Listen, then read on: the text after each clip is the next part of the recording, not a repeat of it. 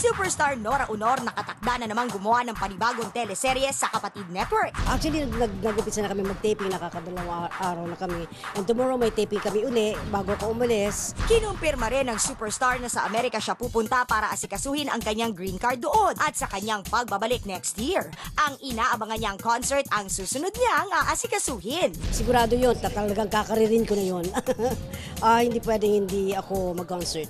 Isa yun sa mga mahalagang pakay ko sa pagpunta ko ng ibang bansa. At sa nabanggit na teleseryeng gagawin ni Ate Guy na pinamagatang Never Say Goodbye, makakasama niya rito ang isa pang kapatid actress na si Alice Dixon. I'm doing another series, and this time it's a drama with Miss Nora Honor. I'm so excited because it's such a very special project for me. Pero bago pa man ito mapanood ng publiko, mapapanood muna ang nalalapit na pagtatapos ng Enchanted Garden na pinagbibidahan rin ng aktres. Bittersweet yung babay namin but at least nag-extend kami na 2 beses. We're gonna be wrapping up this month, pero palabas tayo hanggang January, first week of January.